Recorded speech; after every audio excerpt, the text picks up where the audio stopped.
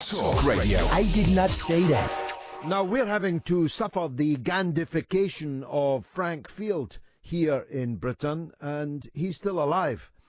What can you do when a dead man is being gandified? A dead man actually dripping in the blood of millions of people all over the world. Starting off with the poor, barefoot, third world peasants in Vietnam that he remorselessly bombed day after day, night after night, until he was shot down, and then his life was saved as his plane crashed to the earth by those very same people he'd been bombing. And you could argue, some have to me, well, he was only obeying orders. I'll skip past that, if you don't mind. But when he entered politics quite soon after, he then spent the next 4 decades proselytizing for war everywhere. War after war after war. And when he wasn't advocating the United States going into another war, he was making sure that covertly those who were in the war could get their just share of American war materiel. I refer, of course, to the late Senator John McCain, who's being beatified before our eyes. It's a longer funeral than Aretha Franklin's. I don't know what comes next, but my guest does, because he's Caleb Maupin, the celebrated American journalist and political analyst, and he joins me now. Caleb, thank you very much indeed. Oh, glad to be here. Let's start with McCain. He's causing Trump some extra difficulties from beyond the grave, isn't he? Because Trump won't join in the beatification. Well, yes. Prior to his death, John McCain made very clear he did not want President Donald Trump to attend his funeral services.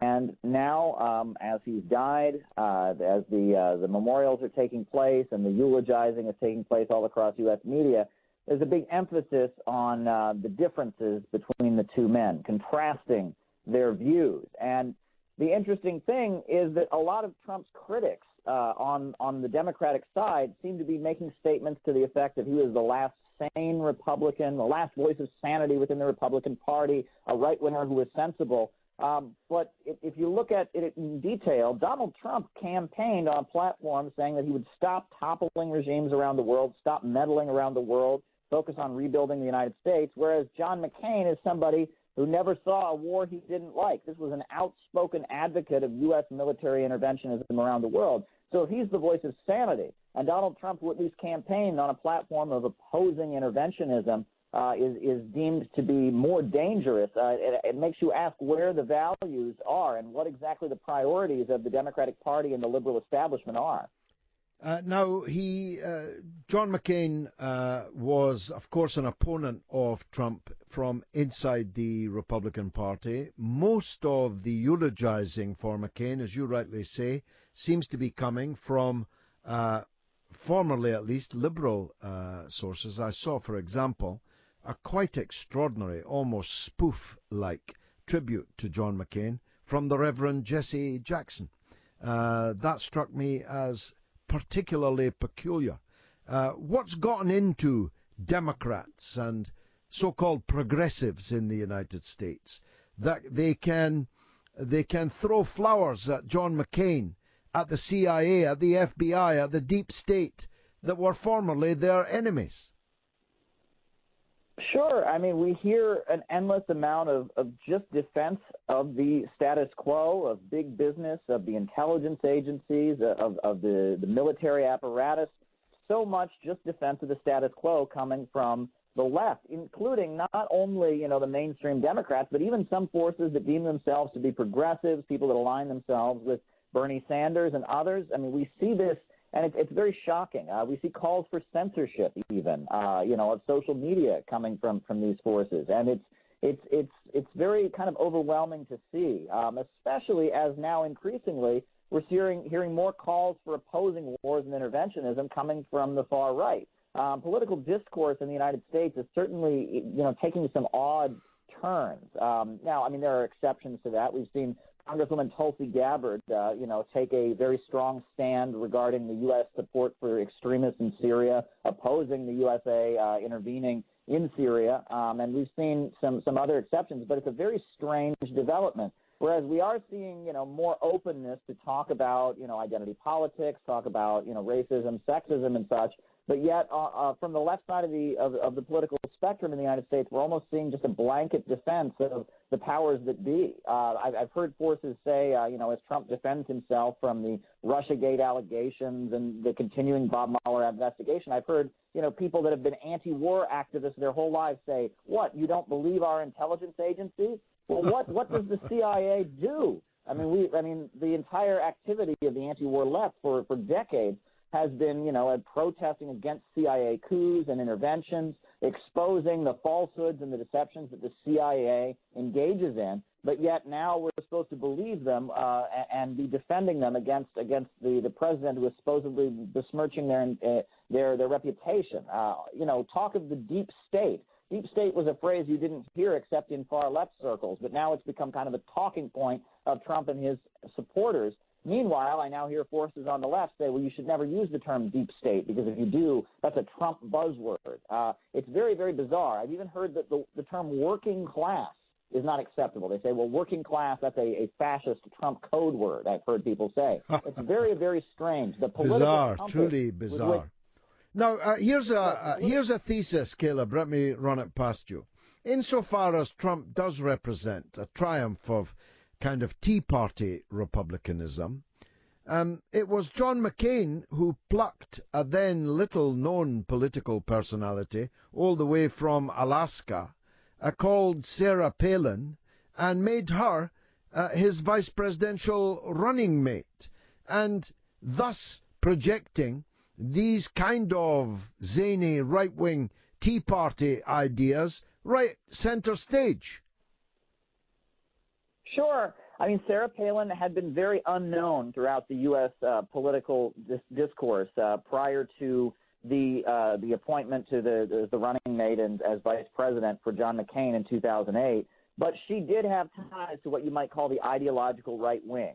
Her husband was associated with the Alaskan Independence Party. She had ties to the John Birch Society and to the Constitution Party of the United States, which is a right-wing third party that considers the Republicans to be too liberal and such. And that when Sarah Palin was appointed by McCain as his running mate, that was very much kind of a wink and a nod to forces that are very far right, forces that were actually kind of, removed from the Republican Party back in 1964. After Barry Goldwater lost the presidential election, the John Birch Society and some of these more extreme elements that think that the USA is, has been taken over by communists, that Dwight Eisenhower was a secret communist, that we're drinking communist drinking water that brainwashes us or something. Those kind of forces were kind of disinvited in mainstream Republican circles. But in the aftermath of the disaster of the Bush presidency, in which the Republican Party had kind of lost all credibility, the extreme right was kind of welcomed back in. And you could say that Sarah Palin's rise to prominence was a beginning of that. Now, finally, has it been a bad week for Donald Trump on his legal fronts? Is Mueller still closing in? What's your take on all that? Well, it's been over a year and a half, and as of yet, they have not found anything regarding what the basis of the investigation is, which is the allegation that somehow Trump colluded with Russia during the presidential campaign in 2016. Now, what's interesting is that there is actually no crime under U.S. law called collusion. So exactly what crime he's looking for is not exactly clear. There have been some low-level former Trump associates who've been arrested and have faced charges. Those charges have nothing to do with Russia. And so the latest was we had, the former lawyer of Donald Trump, Michael Cohen, his lawyer get on television and announce to the world that he had, these bombshell discoveries about what Donald Trump had a meeting at Trump Tower and that there was some, smoking gun and that this was all going to come out. And now the lawyer representing Michael Cohen, the former lawyer of Donald Trump, comes out and says, well, actually, I want to backtrack on that. I want to walk this back. So, all the things everyone was chomping at the bit. We thought we were finally going to see something come out of this Bob Mueller investigation. Once again, nothing. A year and a half of investigation, all kinds of subpoenas, millions of dollars spent. and nothing. But yet this continues, this probe, as they're calling it, into alleged collusion with Russia, even though collusion itself is not a crime under U.S. law. So what are they even looking for? The whole thing is quite absurd.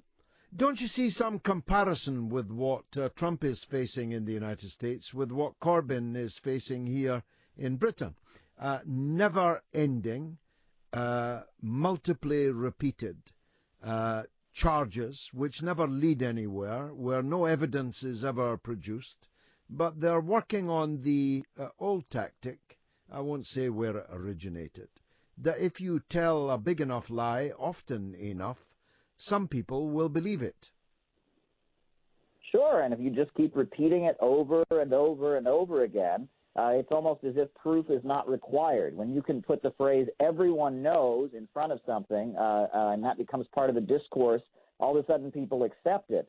But the reality is Trump's base is not fading away. It's not working on the number of Americans who support Donald Trump. And from what I understand on your side of the pond, it's not really working on Corbyn's supporters either. They're not walking away from Corbyn as a result of this relentless campaign. And the longer you keep this up, the less and less likely you are to win people away. You know, if it doesn't have the effect in the initial 2-3 months of the campaign, it almost becomes a joke. And it's starting to become a joke in the United States. We saw the Attorney General, Jeff Sessions, at a speaking engagement begin by saying, "Now, is anybody here a Russian? Is anybody here a Russian?" And they're getting uproarious laughter from the crowd because it's almost become meaningless. And, with no such crime as collusion, I mean, what is this? I mean, if somebody goes to an event and there's a Russian diplomat there, is that collusion? I mean, if somebody tweets something on the Internet, Facebook ads, I mean, they're really scraping the barrel for anything at this point, and there's nothing there.